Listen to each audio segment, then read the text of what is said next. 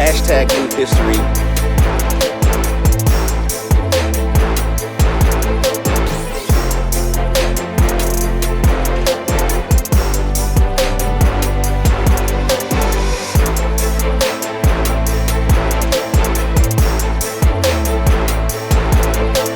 Hashtag new history.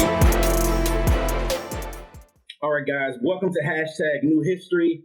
I'm your man, Kelly Payton. Mr. Kelly is speaking, and I'm excited once again to have an opportunity to bring you another amazing guest on. And listen, we always bring you things that are different, and we try to do things that other people are not doing. So this particular time, now I know you guys have noticed that I'm really heavy on promoting our Black queens and amazing things that we're doing. Yes, I'm going to do some interviews on some of the kings, but so far it's been mostly about the queens. And listen, I told you that's something that's near and dear to my heart because I have two queens that I'm raising right now, the beautiful Kiara and the beautiful Kalea, my two queens. And so whenever I get an opportunity to interview somebody who's doing amazing things, especially this particular interview is near and dear to my heart because this one is not coming from here in America, y'all. This is coming from China. Okay. Now, the reason this is near and dear to my heart is because my daughter is, she speaks 3 languages and she wants to travel. She wants to do all kinds of great things, but she even told me like, Daddy, I don't even want to live in America. So whenever I get an opportunity to talk to someone, especially a Black woman who was born and raised here in America, I definitely never shy away from the opportunity. So if we can bring our amazing guest into the theater right now to have a conversation with us, Miss Alondra. Hello, how are you, ma'am? Hello. Thank you for the opportunity. How are you? I'm doing excellent. Listen, you all the way in China. Wow. So of course, that's one of the first things. Yes, all the way. One of the first things that I want to talk about is I just want to talk about. I know you got to introduce yourself and everything, but I told you this interview is very unorthodox. But I'm gonna get my question in first before the audience start thinking about other stuff they're trying to learn from you. I'm gonna get mine in first because I'm a fan. So, so what was the thought process behind just deciding? You know what? I'm gonna spin the globe and I'm gonna point at China, and that's where I'm gonna go. So how did you end up there? Well, the interesting part is I never thought that I would be in China. I wanted to travel the world. I wanted to go abroad. I wanted to do different things with life. But I had a makeup studio in Atlanta on Peachtree. So I've been a professional makeup artist and actress since 2009. Okay. And I've lived in LA, I've lived in New York, I came back to Atlanta, was working on film sets in Atlanta, which brought me back to Atlanta, and doing a lot of different things with that. Published my first book in Atlanta, Beauty is Your Natural Blessing, back in 2014, excuse me. So I wanted to do something. I said, okay, I traveled a lot domestically, but I have not traveled a lot internationally. So I wanted to do something more. And when I opened up my makeup studio, I only had it for a year, but I got busy outside of the makeup studio versus inside, and it was draining me financially to keep it. So I closed it down. Yes. So I closed it down because everything that I have done since 2004 are only things that I wanted to do in life. I said to myself at a very low point in life, I said to myself, I will only do things that I love to do, and I won't do anything because I felt gifted. Look, let me stop you right there because that is super important. Okay. That's all about self-love. That means that was an opportunity for you to look internally inside of yourself and decide and make a decision to do totally different because we live in a society that teaches you to follow the status quo. Everything is cookie cutter. You're supposed to have the marriage, the 2.5 kids, the dog, the picket fence, and all this other American dream stuff. And if you took the time to look within inside yourself, to me, that is so retrospective and also it's hard. It's hard to do it and then stay with it and stick with it and then deal with the challenges of the internal mind, how you were raised, what society said you're supposed to be, and then you said you lived in Atlanta, major city, LA, major city, New York, major city, and so with all of the hustle and bustle of all of that, you still have the determination to look inside of yourself and say, you know what, I'm going to do what I want to do from this point forward. That's something that's so important, and I know the audience is hearing things about you, and they're itching to know all of the bio and everything else. Look, we might put that stuff up and let y'all read that stuff. Right now, we're having a good conversation. so I want to know. Yeah. I'm a talker, so I'll talk. So thank you for stopping me, because I will go on and on and on. I'm a talker. That's what I do. So am I. But I want to know, what was you said you decided not to do things that you didn't want to do anymore. What was that decision? What brought you to that point to decide, I am not going to deal with whatever was anymore and only look forward? What was the deciding factor with you when it came to that? I decided that at the age of 27. Okay. I am now 42 years old. I decided that at the age of 27 because of how I was enduring life. Okay, so I decided that actually before I moved to LA. When I moved to LA, I did not know not one person. I'm sorry, forgive me, I'm lying. I knew one person, but we were not close. We were not close at all. I knew this guy from Atlanta years ago. And we became friends like the day I moved to LA, because I think I reached out to him maybe like 2 weeks, because I kept hearing like just in circles of friends, oh, he lives in LA, he lives in LA. He reached out a couple of days before I moved, and he was like, oh, I'll pick you up from the airport. And I'm like, oh, cool. But it wasn't that I had been communicating with him. I think it had been years before we communicated. So literally, I didn't know anyone. I was sitting at my computer one day, and I'm saying this to tell you how I moved to China. Okay, so I'm a move it forward. Okay. But my LA was my biggest move. Okay. LA was my biggest move to me, simply because of how I did it. So I was sitting at my computer one day, right? And I literally, it came to me. I always said God spoke to me. But some people can consider that too deep. So I'm going to say it came to me. It came to me that you're moving to LA. I instantly started looking up apartments, and I called my mama. And my mama, knowing who her child is well before I knew who I was, I said, Mama, I'm moving to LA. She said, I might as well know you are. And that was our conversation.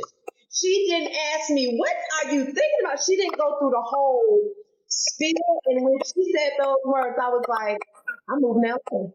So I literally made the decision in May. I was in LA by October that same year.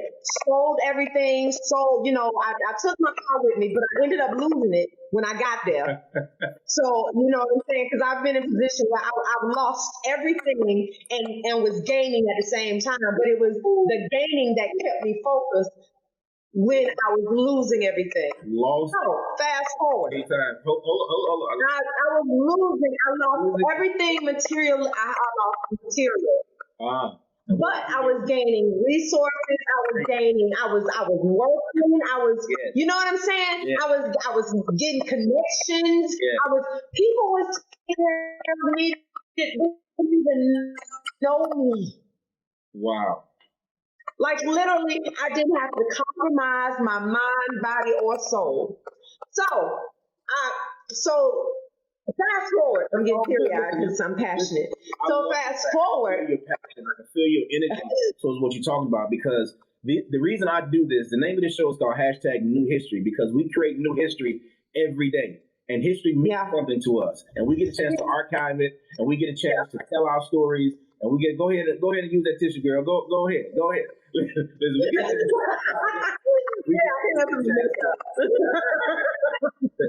get an opportunity to tell these stories in the midst of a time where it's looking at things that are negative and they focus on things that are not right and injustices and all the rest of this stuff. And at the same time, you just said something so powerful, so powerful. You were losing and gaining at the same time. I read, for me, a couple of years ago, I made some major transitions in my life as well. And it was a meme that said, for you to get the new life you want, you're going to have to completely lose your old one. When I saw that, that thing grabbed me, and I went, and I did listen. I'll be honest, a big old man. I sat up there, I cried for 10 minutes because I was like, I got to leave everybody. I got to leave everything. Yeah. But I love everybody because I know that they are not, and it's no knock to them. I love them for who they are, but they cannot go with where I know my life is transitioning to. And that was scary. But in that moment, just like you said, ever since then, listen, material things, look, I ain't start telling my story for real yet, but material things, losing. But at the same time, I'm sitting here in front of you. I'm interviewing you from China right now. You know what I mean? Like that. Wow. Like I'm so, so I'm connected. I'm connected with the energy, which I'm sorry. So go ahead. So you're on your way to China. So you're in LA. And so how do we get from LA to China? So I didn't go from LA to China. I went from Atlanta to China. I went from LA to New York. Okay. So I went from LA to New York. I stayed a year in New York because I was contracting with different networks in LA. I was contracting with WeTV, BET, Central TV, Centric and BET pretty much the same, but A&E. So we had offices based in LA, but it was the New York offices that was putting this work. So I was working on things like the NAACP awards, the nominations, you know what I'm saying, the Grammy like events. I was doing a lot of event work. So the offices in LA, they deal with a lot of TV and film. That wasn't my thing. Was like the events of the award shows and stuff like that. So that's what I was working mainly, doing contract work. So I said to myself, like, why don't I just move to New York, being that they have offices in New York? You know what I mean? Like, and those are the ones that put me to work. So why don't I move closer to my home? You know what I'm saying? My base. So I moved from LA to New York. That only lasted a year because it was a lot. You know what I mean? It was a lot, upkeep, everything. But I did it, and I did it with the purpose of just being in the environment, staying in the environment, being connected, taking the classes I need to take, doing what I need to do, and not being afraid to live. Just not being afraid to live. So I made that move by myself. They put me in Atlanta. I forget the name of it. This was back in 2012. They put me on a show in Atlanta that I would have to work for 2 months. So I was like, let me just go ahead and take this opportunity to move back to Atlanta. So that's when I made the move back to Atlanta, and I have been in Atlanta ever since. So, and then in 2014. How many years span between when you were from Atlanta? Because I'm thinking in my head, I'm visual, so it's like a map. So you were Atlanta, LA, New York, back to Atlanta. So how much time passed in between those moves? So I moved to LA in 2008. I moved to New York in 2011, the end of 2011, October. It was Halloween night, actually. I think I landed in New York to live. Okay. In 2011. And then I moved from New York in 2012, the end of 2012. And all of this time, I was in school getting a degree. I was getting 2 degrees online. Wow. I got my bachelor's online, and I never stopped going to school. Let me tell you this. When people ask me how I do it, I did it, and I don't know. Like literally, it was like God was writing my papers. He was directing my path. Like I was kept, and it was so God. Right. Like protection, like I didn't get involved in any, you know what I mean? Like I was placed in the right people with the right people, and I just stuck with those people like during my time, and I met as I got there. So it was like I was just protected every single move, and yeah, that's how it happened. So let me ask you a question. So with all of the things that you've done, let's just talk about that particular time frame, right? So of course, you know, there were some events I'm sure that led up into that. So if you had to say during that moving time period from Atlanta, LA, New York, back to Atlanta, I know we haven't gotten to China yet, but in that time frame, what do you feel like were your greatest, if you had to say, what was your greatest lessons during that time frame of moving around with different environments? Because I'm going to say something that I really believe in. I believe in energy. I believe in connection. I believe that there are different energies that surround different places. Different places cause you to dream more. Different places cause you to get in trouble more. Las Vegas.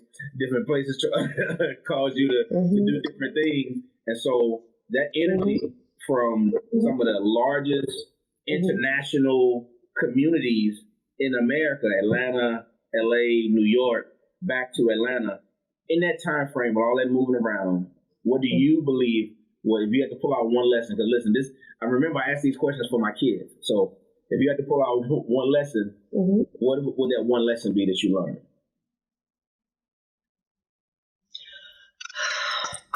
Think beyond fear. Think beyond fear. When you're meeting people, your spirit of discernment is when you're making all of these moves, you have to take me time a lot. You have to get to yourself and not and choose times of being around those energies and really analyze those energies like to your benefit. Because the thing about it, what can be most confusing when a person is trying to make moves and hustle and bustle and they're in a moment of lack. That is the most confusing thing, even beyond, you know what I'm saying? Doing things out of lack is the most confusing energy you can have to people, to yourself, to, you understand what I'm saying? Whether it's jumping in relationships, or it's my thing is, when you are lacking or when you feel like you are in a moment of lack, take a step back. When you feel, because it's a feeling, and it's a hard feeling. You know what I'm saying? Yes. And it can damage good in your life and bring on more bad if you let it overtake you. So when you have that feeling of lack, it's just time to just pause. You know what I'm saying? Just pause a little bit and step back and observe more than you talk. You know, I sing, and I've been around so many singers, and I'm using this as a example of what we're talking about, right? And I work on, makeup artists. I'm a makeup artist. So I work with a lot of different gospel singers, a lot of different, secular singers. I've worked with a lot of singers as a makeup artist. But when I was working on them, it was important for me to be conscious not to be trying to sing towards them. Because when you're lacking stuff, a lot of people try to do everything at one time. And I know that we are multi-talented people. I know we are multifaceted people. I know we have so many gifts. But when you are in a moment of lack, pressure, it's important to focus on one thing at a time. Wow. Because it comes off to people as confusion. Absolutely. You understand what I'm saying? And when people who have been through things and have you know what I'm saying, work to get where they have, they see right through it. Absolutely. They see your confusion before you do. So it's important to observe more than you talk. Yes. In those moments. Absolutely. Because that's how you learn and that's how you protect yourself. So that was my example. Like, how would I look if I'm constantly working on people, but I'm constantly trying to sing around them just to let them know I can sing. Like, it'll make some people be like, you know what? Yeah, I don't want her working on me. She always trying to sing like she's trying to, Let's talk about that. I love get found or something. right. Look, let's talk about that. So you worked in the entertainment industry, but at the same time, now, let's talk about some of the ugly, right? So we're talking about a beautiful woman like yourself. I'm sure you've been faced with a lot of energy that was negative, that presented you with things to, as you say, I like what you said earlier. You said you kept your mind, your body, and your soul is what you said. And when you said it, there was an energy with it that you were proud of that, because I know, just like you know, I am. many to come just like yourself, beautiful, talented Black women, young, ready to do whatever the case is. And when that lack hit, they were willing to do anything to be able to get to be a part of these different things that were going on in these different places. And a lot of people get sucked up and caught up. They're from different places.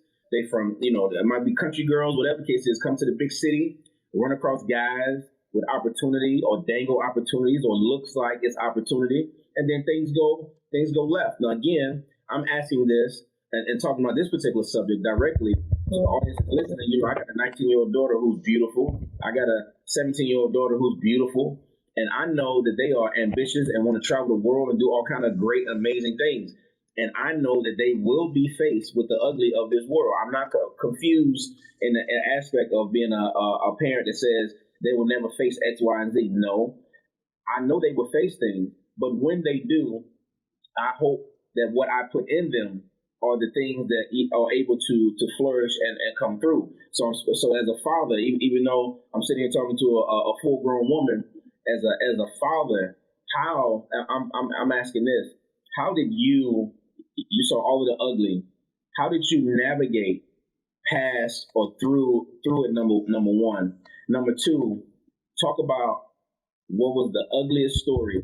I know you can't name names, but what was the ugliest story that you know of a person that you knew was beautifully talented, whatever the case is, and you saw them go up here and then you saw them hit the bottom?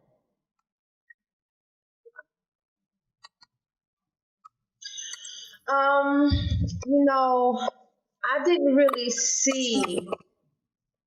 It was what I was taught as a young child. It was what, and I wasn't sheltered at all, like at all. So my mama used to say things to me like, I refuse to raise a dumb, beautiful woman. Mm-hmm. So when I did the things that I did, because let me tell you, I've done my share. But when I did the things that I did, it was instilled to me, just don't ever get caught up. My mama used to say stuff like, do everything you big and bad enough to do, but don't do nothing. She used to tell me that like as a little girl. My granddaddy used to hand me money and be like, never take a man's money, while he's handing me money. And that's confusing to a little girl. I'm like, what? But when I got older and I started going through things, I'm like, what in the world? Listen, this is too much for me. I'm just 8. You know what I mean? I didn't know what he was talking about, but when I got old enough and things started, being introduced to me, because my first time flying was on a private jet. It wasn't commercial. You understand what I'm saying? Like, I was married before. I'm divorced. So, and I've been divorced I've been divorced 18 years now. I was only married for 2 years. And I got married when I was really young. And my mama knew it wasn't right for me, but she allowed me to go through it. But she warned me of what was going to happen. And then she's like, okay, now you make the decision. And I'd be like, but mama, I know he loved me. He's so good. If he was doing that, then I would know because you raised me well. Oh, I went through the whole spiel with my mama. My mama was like, okay. Yeah, keep living, baby. Okay. Keep living. And then I'll never forget. Listen, I'll never forget. the day I filed for a divorce. I was already secretly living with my aunt and my uncle because I moved out. I filed for a divorce. I called my mama 2 days later after I filed. I said, Mama, I filed for a divorce. She said, good. About time. Next. What else you want to talk about? But that was the end of our conversation. It's just like she knew what she put in me and she knew the type of person I was, because at the end of the day, I still had the spirit of, I'm going to do what I need to do. That's right. And I'm going to do it with, you know what I'm saying? And so she had to prepare me because she knew the spirit of her child. And my mama has 5 kids, and she treats us accordingly because she knows the spirit of her children. And sometimes parents can ignore that and try to force their children to be something that they know that they don't see. Yes. But at the same time, try to direct them and push them into a path, and it doesn't work out because they end up being rebellious. Listen. So, Say this. you know, as a parent, to me, I've discovered in parenting 2 beautiful Black women that you really only have one job, right? Because I was a guy that was raised inside of religion and things like that. So there's a lot of pressure put on a husband, a man, a father, all the good stuff that you're supposed to be to your children, all these examples and everything else, which I understand, right? I get it. But we only really have one job for real. And your job as a parent is to create an environment that is conducive for your children to be the best version of them that they are designed to be. And remember, you didn't design them. They were designed by our Creator. Your job is to help co-create and cultivate an environment that allows that child to feel the freedom enough to be that version of them that they know how to be. Listen, I've said this on another show before. I'm gonna say this one thing.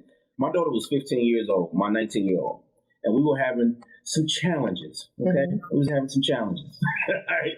And I realized that I was trying to reach her like a 1980s, 1990s parent, the era I was raised in. She was raised in that era. Right. Nothing about DMX. Right. She know nothing about Jay-Z and the Hard Knock Life tour. She don't know nothing about Cash Money for the 99, 2000. She don't know nothing about none of that stuff, okay? She don't know nothing about Wu-Tang. Right. That's the key. Right. She don't know nothing about none of that, right? Yeah. So I go to the projects, and the only project she know is the science project, okay? That's all she know. So I had to come to my daughter, 15, very humbly, and say, I need you to teach me how to raise you. When I did that, my daughter looked at me and was like, I teach you? I'm like, I'm opening myself for an exchange because I love you so much that I'm not going to take my mindset and try to pour it up against the expectations I have or the fears I have and project that on you. I need to know about you now. Tell me what you like. Why do you like that music? Why do you like going over there? Why do you like this smell from Bath and Body Works? Lord knows. Why do you like these particular set of jewelry or jeans or whatever? Why don't you wear earrings, woman? Like why do you like to wear them sweatpants out in public? Like just talk to me about you. What do you feel? What do you see? And so in that moment, I lost a part of myself, but I gained my daughter as a friend, and as a mentor. And from that moment, she taught me how to pray for her. She taught me how to reach out to her. Now I knew the type of people to surround her with. Like I learned from watching and observing and saying, you know what? All right, I'm gonna watch her. I'm gonna allow her to be her. And listening to you, it sounded like you had a parent. You talking about keeping it real. And I know you said your mother said, no dumb, beautiful woman. Well, I'm gonna tell you how I told my daughter. I say, listen, I ain't raising no dumb. I refuse to raise a dumb beautiful woman. Look, I said I ain't raising no dumb girl. I mean, because so, keeping it real with them. Like, listen, that's just the word. She used those words. Like those were her words. It's no way I can sugarcoat it because those are her words. Like that's what she said. And I agree. I thank him for it. And then too, what helped me is I come from two artists. My mother is an artist. My father was an artist. He actually just passed, God rest his soul, about 2 or 3 months ago. So he transitioned. And but the beauty of who I come from, who God, allowed me to be birthed from, the two people were artists themselves. So they knew how to talk to me as, nurturing the artistry in me, whether it was anything. And that's what I saw growing up. It was my grandfather that kept me in the church and traveling, and you know what I'm saying, and speaking in parables to me, and and then it was my uncles on my mom and dad's side who I hung with. Like it was a village that raised me. And my mama had girlfriends that wasn't all the way saved, to put it lightly, that helped raise me. You know what I'm saying? And taught me the real, because I still had to respect mama as mama. But she would let me go and spend my summers with them. Okay. And yeah, diverse upbringing. Needless to say. And I was like, oh Lord. Yeah, wow, my mama friend was wow. but let me ask a question about that. So there are times where we try to shield our children from all these different things, and we don't want them to do X, Y, Z, and everything else. You being a part of a family, a village that was honest, that kept it real, as you say, even spending time with those wild girlfriends, which is probably your aunties right now, that y'all probably still hang out and go places from time to time, I'm sure. So coming from being exposed to that, how do you think that helped you, that village, how did the village help prepare you for where you are right now in your life?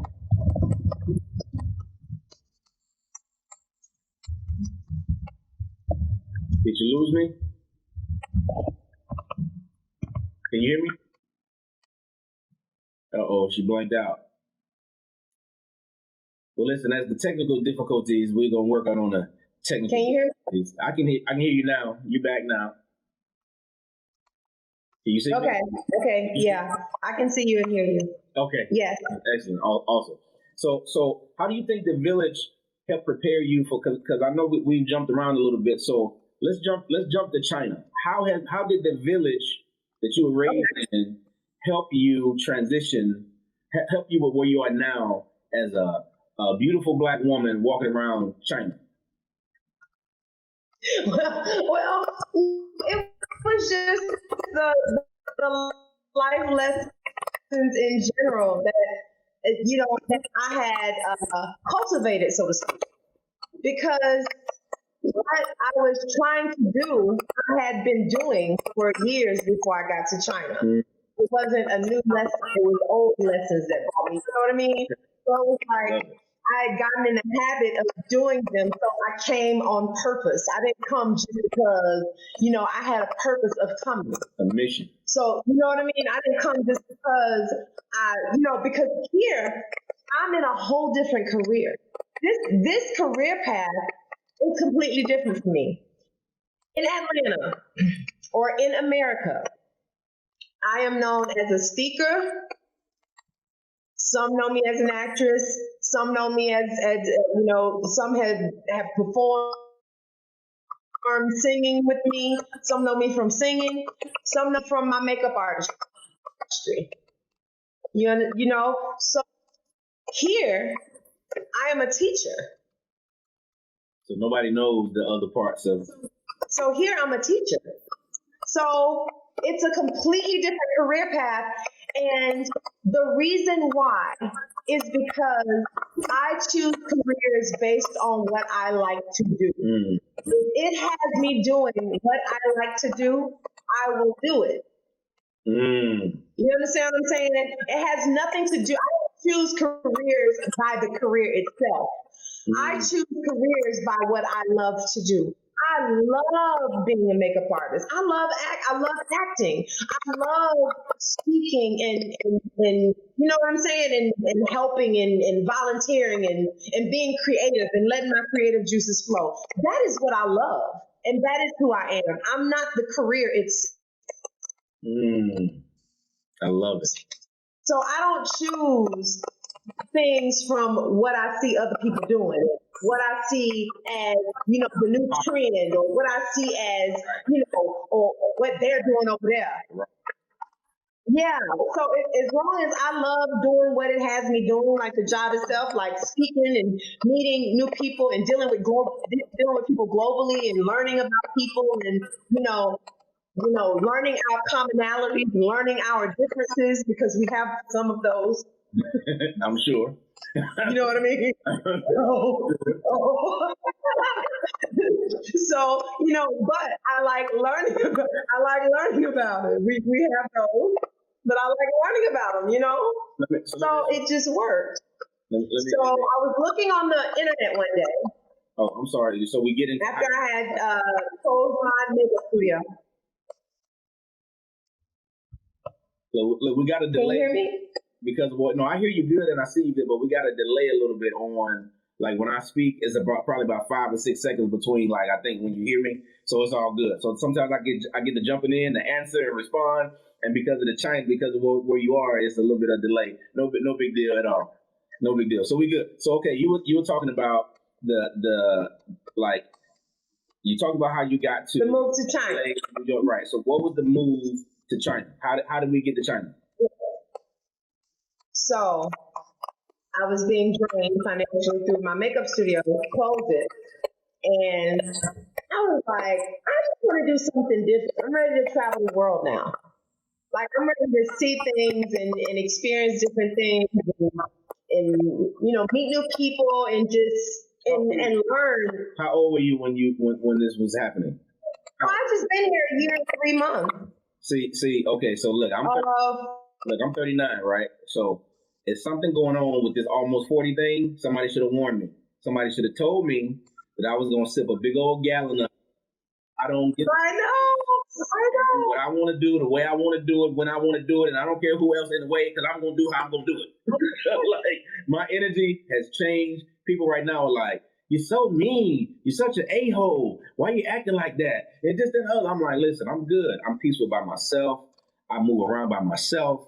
I do what I want to do the way I want to do it. And when I do make moves, I let people know about it 6 months after the fact. Like, I don't even, like, it's not a council of people that I try to impress, whatever the case is. Y'all should have warned me. So you're already in the 40 club. So next year, is it going to get worse? Is it going to get worse? Am I going to grab a backpack and just take off somewhere? Is it going to be worse?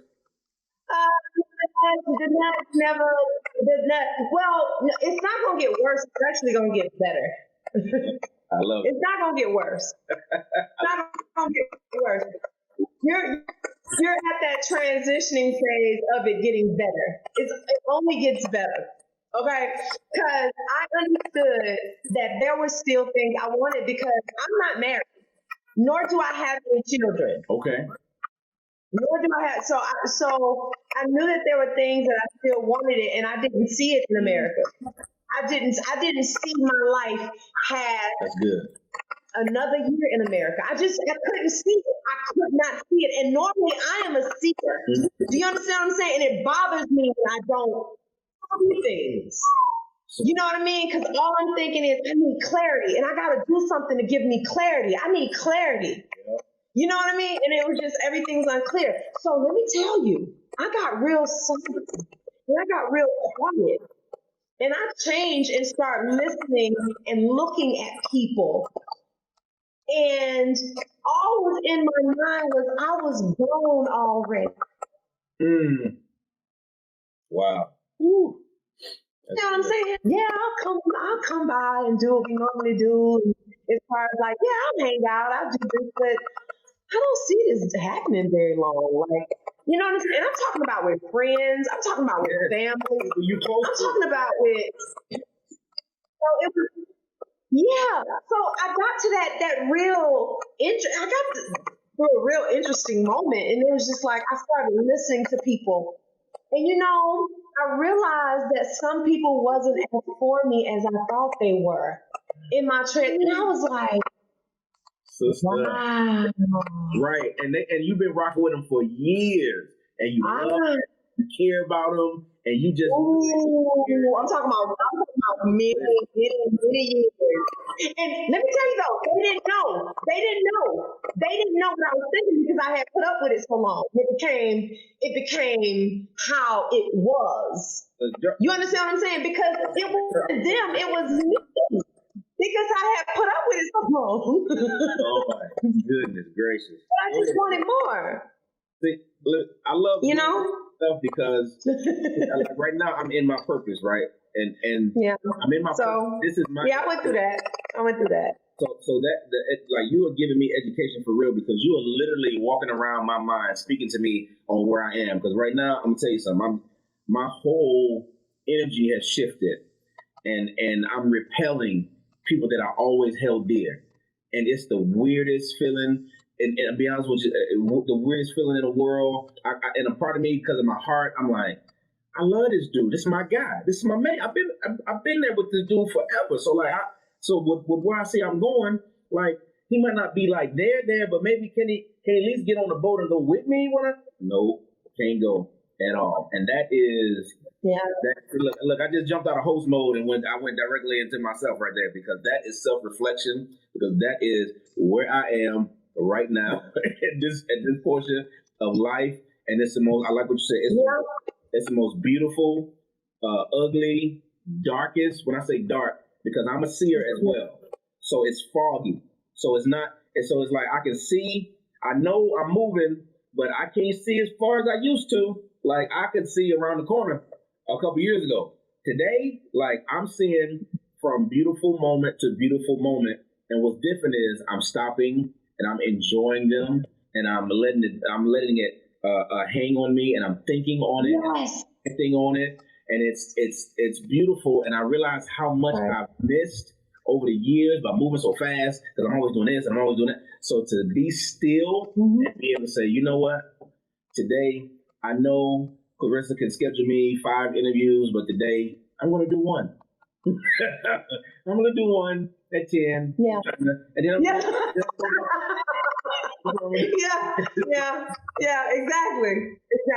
I love exactly. So I gotta ask you a question. So okay, so we're in China. I know you talk about the differences. So let's talk about the day you landed in China. You felt what?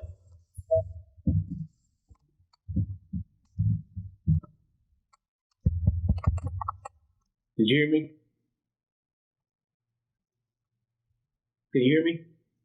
I didn't hear the question. What'd you say? I said the day you landed. I can hear you now. You landed in China. The day the plane landed, you felt what?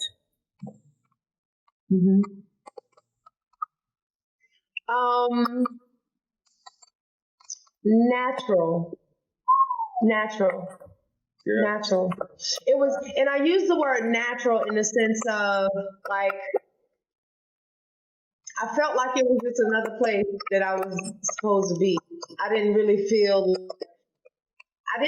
numb because that's not the word. I was taking it all in, but I felt like it was just a natural thing. Like I'm supposed to be here. Yes. You know, it wasn't, I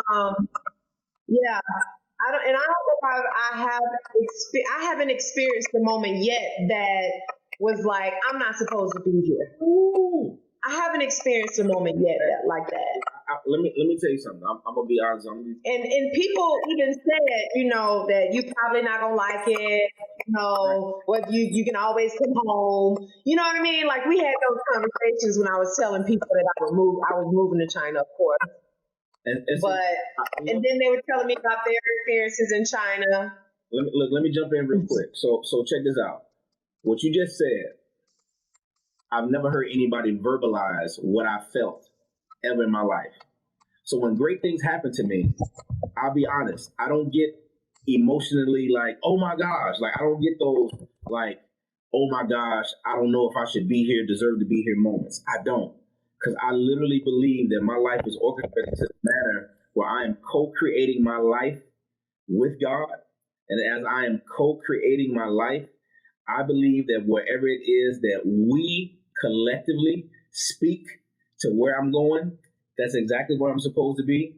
And so it's not a a shock moment or anything else. It's not an aspect of oh my gosh, I can't believe I'm here. Like you said, I can't believe I'm around these type of people. I'm gonna believe I'm around. Now, when I tell the story, there's some little emotions that go through me that I know people can connect with that. But the reality is, everything I've ever obtained, everything I've ever done, from even sitting here interviewing this beautiful black woman all the way in China, while I'm sitting here in North Carolina, all those things are hand in glove. Like, I knew where I'm supposed to be. Like, I know it's a feeling that goes along with it. It's a connection that goes along with it.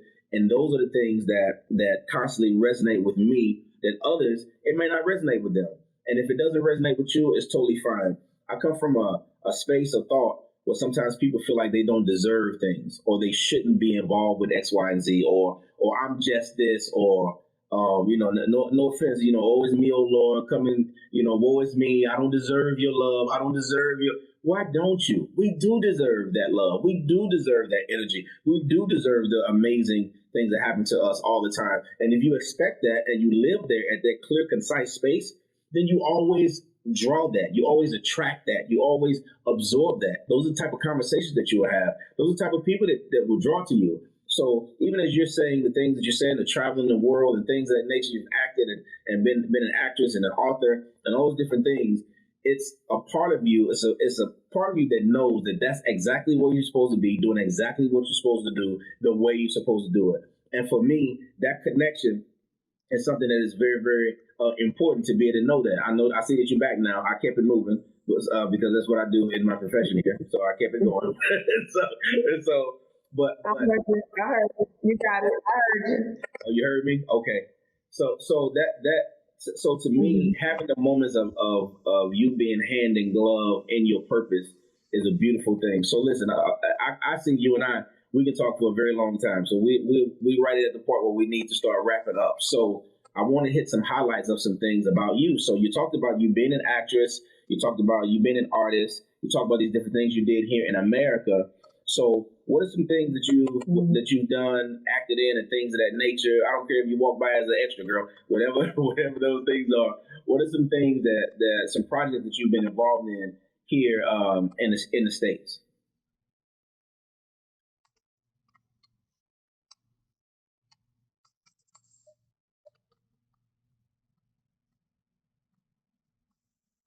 Did you catch me? Did you hear me? What was the question? Oh, the question was, what are some projects that you've been involved in here in the States?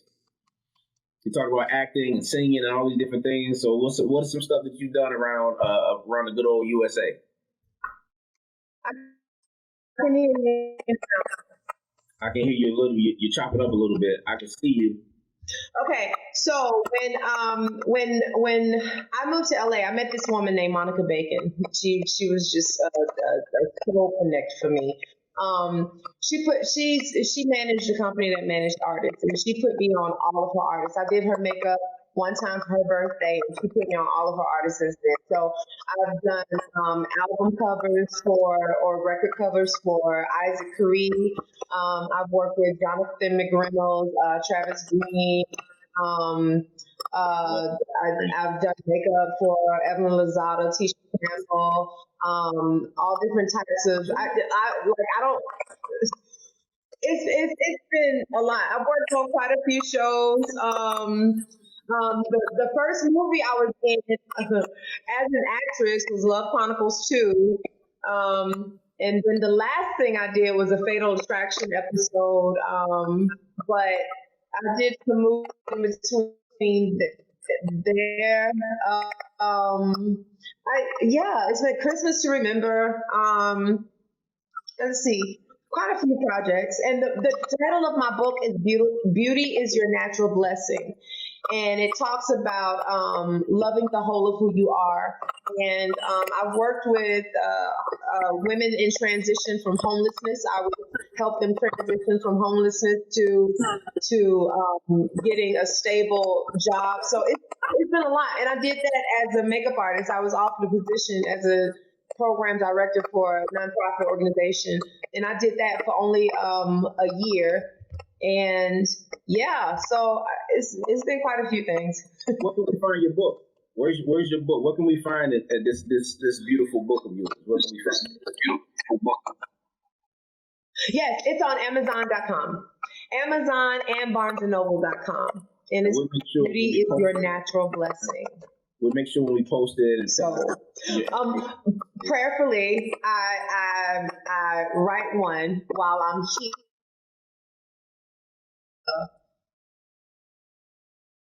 We froze again. It's all right. That's what editing is for. So. All right, she's back. She's back. Yeah, I'm back. Okay. So that's where we can find your book. And so as a Black woman, how is it to be in China? When you walk around, do they stare at you? Do they walk up to you and say stuff? Do the men get embarrassed when you're walking around? They don't know what to do. Like, you know, are you getting Asian dudes to walk up to you at the bar and try to holler at you? How is it going over there in in China? Like, what's happening over there? How is it? Oh, did you lost me again? Did you hear me? Can you hear me? I can hear you now. Okay, what was the question?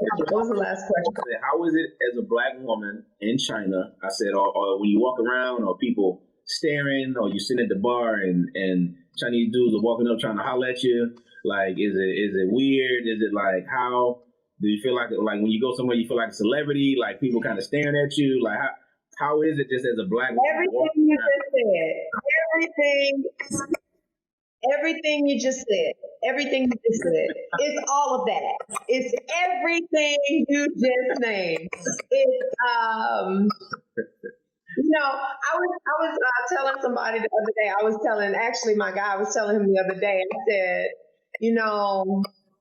some people from other countries take this disrespectful, but me coming from the life that I come from in America, I'm like, hey. I'm saying it. I'm just like jumping in the picture. I don't mind it. Like, yeah, the kids come up to you, they want pictures. Adults come up to you, they want pictures, they want photo ops, they want, videos, and they try all to do that. They try all of that. So it makes you feel like, a celebrity in one aspect, but then, a lot of people get sick of it. They're not used to it. Right. But I'm just like, you know what? I'm going to have fun with this. Love it. I'm going to have fun with it. Yeah. So it's okay. I don't feel any kind of way about it. They don't see us a lot. They don't see Americans a lot of. There's not a lot of Black Americans here. Well, there's quite a few, but there are African people here. Mm-hmm. There are Black people here, but just not American people. But there's a lot of Black people here. So listen, as we get ready to wrap up, first of all, I've enjoyed just having this conversation with you. I have learned a lot. It has been very enlightening. I can't wait to talk to my daughters about it. But definitely your perspective, if I can say anything that I walk away with, your perspective on transitioning, how you self-reflect, how you've learned to pause, how you've learned to embrace the changes. Because like you said, some people get angry, upset about, the attention that they get when they walk around, China. And you already felt the moment you got off the plane, you said natural, like you were supposed to be there. You never doubted that. And that comes from a place that is supernatural. If you just want to keep it real, whether the person is religious or whatever the case is, to know you are where you are supposed to be, the way you're supposed to be, and where you're supposed to be is a feeling that you can't explain. It's a feeling that you can't describe to a person unless you actually experience it. So I'm grateful today to be able to have this conversation with you and to talk about all the great things that you've done. But more than anything, the fact that you shared your light and love with me and my audience and my platform, I don't take it for granted at all. I'm greatly appreciative. And I know normally people do all this stuff off the air. Oh, great. I appreciate it. It's very important to give flowers and just do to people about how you feel. And so it's been very refreshing. Yeah, and I look forward to interviewing you again in the future. with other things that you do, other projects you have going on, other things that you're passionate about. And this is just the beginning of my platform. Those of you guys that are listening, this is just the beginning of you guys learning about this beautiful woman and amazing things that she's doing. So, thank you. I appreciate it so much. Thank you. Thank you for allowing me to be on the show. I really appreciate the activity. It's a good way to keep in contact with my American people. That's where I'm from. So listen, as we get ready to wrap up, I'm gonna do my little wrap up spiel real quick. So, hey guys, of course, this is again. Thank you for tuning in to #New History. This is Kelly Payton. Mr. Kelly is speaking. We just had an amazing interview today with Miss Alondra Rena, and we are excited to have this conversation and be able to let iron sharpen iron. And yes, you heard me getting a little emotional during this time frame because I was talking about my babies and I was talking about life, and she started talking about how things have been being 40 and everything else. So somebody sent this woman in my life today to shine light on things that I was trying to keep to myself. No, I'm kidding. So I definitely appreciate y'all. Hey, listen, I know this was one of our longest interviews, but listen, this is absolutely worth it. We're going to break this thing up into pieces. We're going to chop it up and we're going to put it out with these nuggets where it's able to be able to continue to bless you. So thank y'all for listening so much. See y'all next time. Peace. It's Alondra Rena. Alondra Rena. Alondra Rena. I'm sorry. #New History.